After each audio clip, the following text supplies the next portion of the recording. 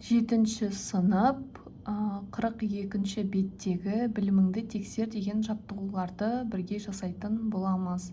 Бірінші, атом және молекула ұғымдарының айырмашылығы неде? Атом деген бір ғана элементтен тұрады, ал молекула екі немесе одан да көп элементтерден тұратын күрделі заттарды айтады екенбіз.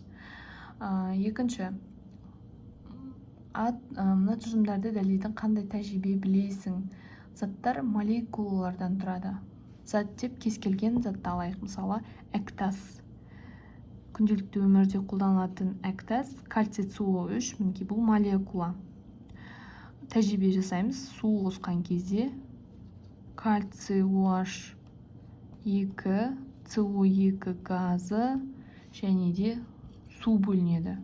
Яғни әртүрлі молекулаларға ыдырайды екен. Жоғары қарай газ бөлінгенін көруге болады, су және әк суы бөлінеді екен. Яғни бізде әктас деген затымыздың осыншама молекулалардан тұратындығына көз жеткізуге болады. Ә нұсқасы молекулалар атомдардан тұрады. Атомдардан тұратыны, яғни натрий және хлор атомдарын әрекеттестіргенде бізге күнделікті өмірде қолданатын натрий хлориді тұзды алуға болады. Бұл жерде теңестіргенде, мысалы, 2 натрий атомын 2 хлор атомымен қосқанда натрий хлоридінің 2 молекуласы түзіледі екен. Яғни қарап тұрсаңыз, мына жерде 2 элементтен тұратын күрделі зат түзіліп тұр. Сондықтан бұны біз молекула деп айтып жатырмыз. 2 молекуласы түзіліп отыр. Келесі, жай заттардың күрделі заттардан айырмашылығы. Жай заттардың күрделі заттардан айырмашылығы, жай заттардың тотығу дәрежесі әрқашан 0-ге тең болады. Ал күрделі заттарда тотығу дәрежелері әртүрлі болады екен. Минус, плюс деген сияқты. Жай зат ретінде мысалы магнийді алайық. Өзі тұрған жағдайда магний 0 тотығу дәрежесіне ие.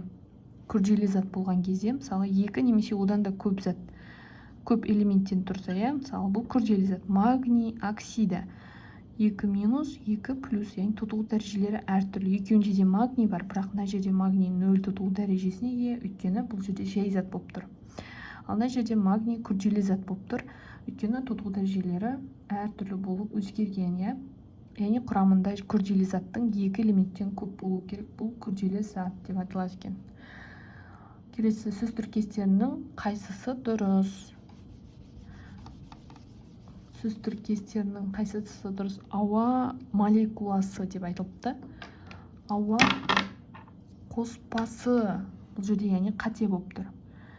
А нұсқасында ауа молекуласы деп тұр, алайда бұл қоспа болады. Өйткені ауаның құрамында оттегі, азот, CO2 газы, әртүрлі осындай қоспалар, тағы да басқа газдар болады. Яғни бұл ауа газдар қоспасы деп те айтуға болады. Яғни бұл қате. Тіркес. Ә нұсқасы сүт молекуласы. Сүт молекуласы деген дұрыстау сияқты. Өйткені сүттің жалпы сүт деген формула жоқ. Оның құрамында көптеген қосылыстар бар.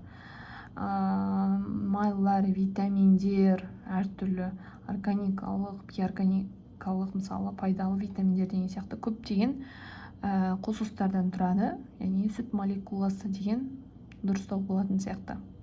Б варианты гелий атомы дұрыс. Гелий атомы дұрыс жазылған, тек қана өзі гелий атомы дұрыс. Одан кейін сутек молекуласы. Сутектің 2 атомынан тұрады. Сутек жай зат күйінде. Сутек жай зат күйінде 2 атомнан тұрады. 2 атом болғандықтан біз оны молекула деп атайды екенбіз. Өйткені қараңыз, біреу емес, бұл жерде 2 атом болып тұр.